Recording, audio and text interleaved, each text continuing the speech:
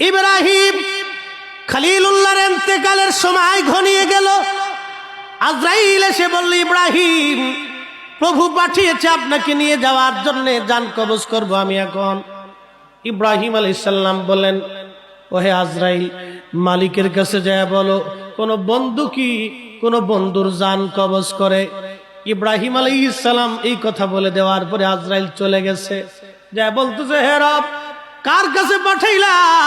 তোমার খলিল তো বলে, খলিল কি খলিলের জান কবজ করে?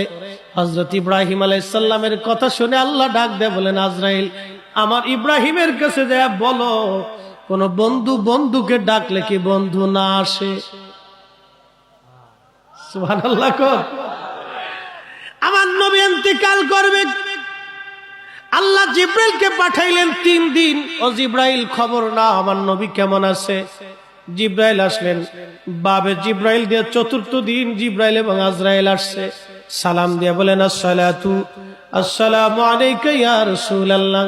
নবী গো, অনুমতি যদি দেন তাহলে হুজরা মুবারকে আসবো, অনুমতি না দিলে আমরা ফিরে চলে যাব।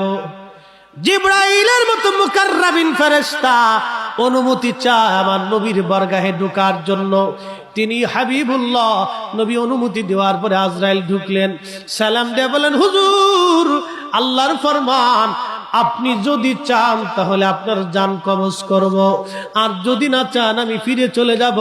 যতদিন মন চায় ততদিন আপনি দুনিয়াতে থাকবেন। জিব্রাইল ডেকে বলে, হুজুর, হুকুম দিলে চলে যাব। নবীজি আমার ডেকে বললেন, জিব্রাইল, আল্লাহর ফয়সালা কি রকম? বলে, হ্যাঁ নবী, যদি থাকতে চান যতদিন মন চায় আপনি থাকবেন। নবী গো, আল্লাহর হুকুম, যতদিন মন চায় আপনি ততদিন থাকবেন। তবে ইয়া নবী আল্লাহ, আপনার মাশুক, আপনার আল্লাহ আপনার দিদারে আগ্রহী হয়ে আছে।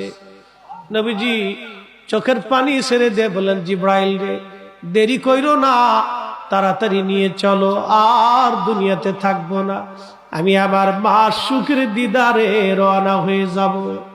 ঠিক এমন সময় আজরাইল বক্ষ মোবারকে হাত রাখছে। নবীজি কেঁদে ফেলে দিয়ে বলেন, আজরাইল, আস্তে ধরো, বড় মোর কষ্ট হচ্ছে। আজরাইল বলেন, হুজুর, সৃষ্টির মধ্যে এত বড় আসান আমি কারো জান কবজ করি নাই, কারো করব কি না নবী গো।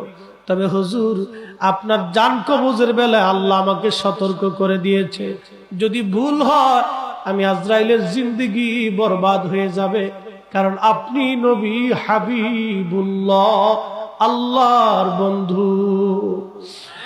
নবী আমার কেঁদে দিয়ে বলেন, আজরাইল, একটা অনুরোধ রাখি। বলেন, ইয়া নবী আল্লাহ, আমার উম্মত বড় গুনাহগার রে আজরাইল, আমার উম্মত বড় গুনাহগার। আমার উম্মতের জান কবজের সময় আজরাইল রে, আমার উম্মতকে কখনোই কষ্ট দিও না। আহা, এমন দরদি নবী আর কোনদিন আমাদের জীবনে হবে না। সেই নবীজি সারা জীবন ওই নামাজ পড়লেন খেজুরের মাদুরের উপরে, সারা জীবন কাঁচা মসজিদে নামাজ পড়লেন, খেজুর পাতার ছাউনির মসজিদে নামাজ পড়লেন।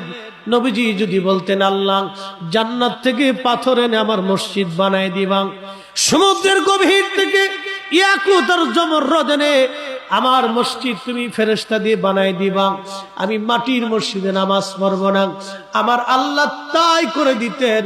তারপরেও আমার নবীজি মসজিদ কোনোদিন পাকা বানান নাই। আমি নবীর মিলাদ পড়তে গেলে আপনার চুলকানি হয়, আপনি আমাকে বেদাতি বলে দিলেন। আর বলে দিলেন নবীর জমানায় মসজিদ ছিল, নবীর জমানায় মিলাদ ছিল না, এই জন্য আমরা মিলাদ পড়ব না। তাহলে আপনি বলে দেন নবীর জমানায় কাঁচা পাকা মসজিদ ছিল, আপনি এত বড় আশিক, নবী কাঁচা মসজিদে নামাজ পড়লো আর আপনি পাকা মসজিদে নামাজ পড়েন। নবী গরমের ভিতরে নামাজ পড়লো, আপনি এসির ভিতরে নামাজ পড়েন। নবী খেজুরের মাদুরের উপরে সাজদা দিল আর আপনি যাই নামাজ বিছায়া এরপরে জাজিম বিছায়া নামাজ পড়েন। আল্লাহর নবী একাধারে 3 দিন 4 দিন না খেয়ে থাকলো আর আপনি খেয়ে খেয়ে পেট মোটা করলেন। তার মানে বোঝা গেল আপনি অরিজিনাল ভণ্ড। কথা বলেন ঠিক কিনা?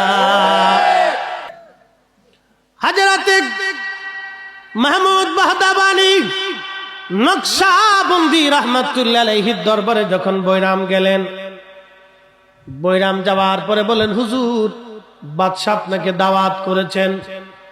মাহমুদ বাহদাবনী বললেন, বৈরাম তোমার বাদশাকে যায় বলবে আমি বাহদাবনী কোন রাজ দরবারে দাওয়াত কবুল করি না।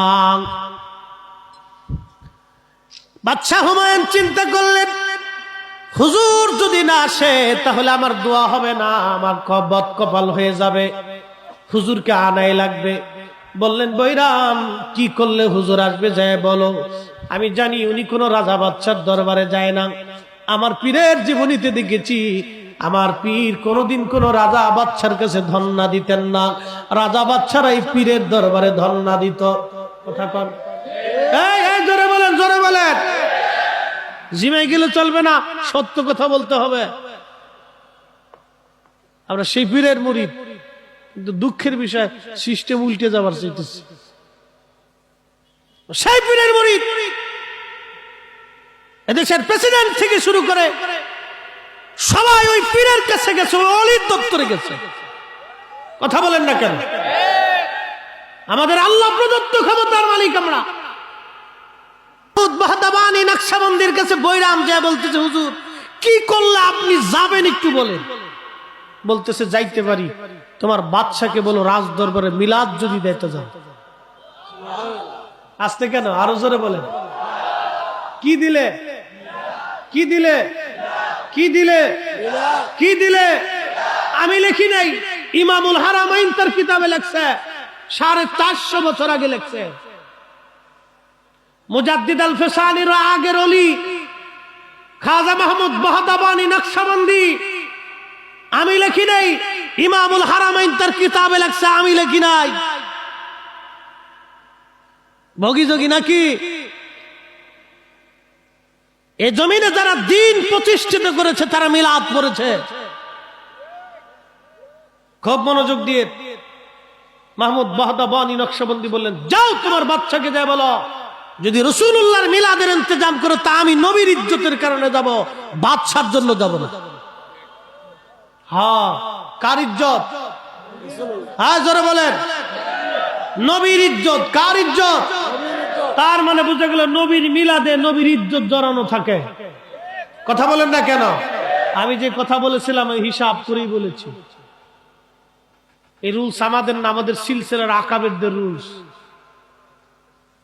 হযরতে মাহমুদ বাহদাবানী নকশবন্দি হুজুর কেবলা আসলেন। বাদশাহ হুমায়ুন তার রাজ দরবারে নিজে হাতে হুজুরে হাত ধোয়াইলেন, পা ধোয়াই দিলেন। মিলাদ হলো, মেহমানদারি হলো, হুজুর মিলাদ পড়াইলেন, দোয়া হয়ে গেল। আহা কি চমৎকার! বন্ধু সকল খুব মনোযোগ দিবেন। আমার পীর মুর্শিদের দরবার বিরাট বড় দরবার। আমি লম্বা কথা বাড়াবো না, হুজুরের জীবনের একটা ছোট্ট ঘটনা বলি, আমি শেষের দিকে চলে যাব। জানি ধৈর্যের চ্যুতি আপনাদের হবে, তাহলে আপনারা বলেন মিলাদ পড়লে বেদাতি না নবীজির শানের চাদর ধরে টান দিলে বেদাতি? যারা নবীর ইজ্জতের চাদর ধরে টান দেয় ওরাই হলো অরিজিনাল বেদাতি। কথা বলেন ঠিক কিনা? আল্লাহ বললেন, ফাআম্মাল্লাযীনা সুওয়াদ্দাত ওজুহুহুম, তোদের চেহারা মলিন কেন রে? ওরা জবাব দিবে না, চুপচাপ বসে থাকবে। আল্লাহ বলেন, ফাআম্মাল্লাযীনা সুওয়াদ্দাত ওজুহুহুম, তোদের চেহারা মলিন কেন? মলিন হয়ে বসে আসে কেন? আহা আকাফারতুম বাদা ঈমানিকুম, তোরা ঈমান আনার পরে বেঈমান হইছ। প্রশ্ন রাখবেন মুফতি ফরিদি, ঈমান আনার পরে বেঈমান কেমনে হয়? ঈমান আনার পরে মুসলমান ওইভাবে বেঈমান হয়। আমাদের দেশে এক দল আছে, আছে না ভাই? আছে, এই সিরাজগঞ্জে আছে। এরা বলে কি জানেন, যে আল্লাহর নবীর পিতা মাতা দুইজন কাফের ছিল। নাউজুবিল্লাহ। আসতে কেন? জোরে বলেন, আরো জোরে। আল্লাহর নবীর পিতা মাতা কাফের এই কথা বলে, এই কথা বলে ওরা আল্লাহ রসুলের সাথে দোস্তি ফাটাইতে চায়। নবীর টুপি মাথায় দিয়ে কয় নবীর পিতা মাতা কাফের ছিল, তারা জাহান্নামে চলে গেছে। যারা রসুলের পিতা মাতাকে জাহান্নামে পাঠায়, যারা আল্লাহর নবীর আব্বা আম্মাকে জাহান্নামে পাঠায়, জাহান্নামী বলে ফতোয়া দেয়, ওদের সাথে আমাদের কোনোদিন আতাত হতে পারে না, ঠিক কিনা? আকাফারতুম বা'দা ঈমানিকুম, ঈমান আনার পরে বেঈমান হয়ে গেছে। আমি বেদাতি না, ও বেদাতি, ওরা বেদাতি। বেদাতি কি বুঝে যাওয়ার দরকার, ঢালাও ভাবে বলে দিচ্ছে বেদাতি বেদাতি। শুধু কি এইখানে শেষ? আরো কোথাও অনেক কিছু বেদাতি। কারা? এরাই আবার বলে হুজুরে কারিম আমাদের মতো মানুষ ছিলেন বিদায় নবীর জীবনে ভুল হতো। আহা, যারা নবীর জীবনে ভুল ধরে ওরা হলো অরিজিনাল বেদাতি। মনোযোগ, একটা আয়াত, আয়াতের তাফসীর শেষ, একসাথে জোরে বলি তো আল্লাহু আকবার। আল্লাহু আকবার ওয়ালিল্লাহিল হামদু। বিসমিল্লাহির রাহমানির রাহিম।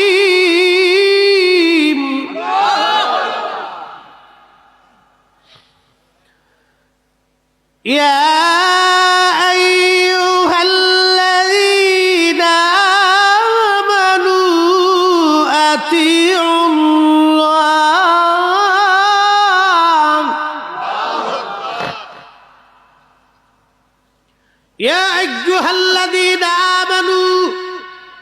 হে ঈমানদার, আতিউল্লাহ ওয়া আতিউর রাসূল, আমার আল্লাহর ইত্তেবা করো, আমার নবীর ইত্তেবা করো। খুব মনোযোগ দিয়েন। আতিউন শব্দ আল্লাহর বেলায় যেমন, আতিউন শব্দটা নবীর বেলায় তেমন। আতিউন শব্দ আল্লাহর বেলায় যেমন। আচ্ছা আপনারা বলেন আল্লাহর কি ভুল আছে? তাহলে আতিউল্লাহ, আল্লাহর ইত্তেবা করো। এরপরে আল্লাহ আবার বলেন ওয়া আতিউর রাসূল, আমার নবীর ইত্তেবা করো। আল্লাহর যেমন ভুল নাই, আমার নবীর জীবনেও তেমন ভুল নাই, ঠিক কিনা? তাহলে যারা রাসূলুল্লাহর ভুল ধরে তারা মূলত হাকিকতে আল্লাহর ভুল ধরে। যারা আল্লাহর ভুল ধরে ও অবশ্যই বেদাতি। কথা বলেন ঠিক কিনা? আমরা বেদাতি না হেরা বেদাতি? হেরা বেদাতি, আমরা বেদাতি না। লাইলাতুল বরাত পালন করে কই পাইছে? হায় সর্বনাশ, বলে কই পাইছে? এই নামাজের পরে মোনাজাত কই পাইছে? নবী বলেন দুবুরুস সালাতিল মাকতুবা, ফরজ নামাজের পরে দোয়া করলে কবুল হয়। আর উম্মত বলল ফরজের পরে দোয়া করলে বেদাত হয়। উম্মতের ডিগ্রি কত চিন্তা করেন তো একবার। বিরাট বড় ডিগ্রি উম্মত, বিরাট বড় ডিগ্রি। হাত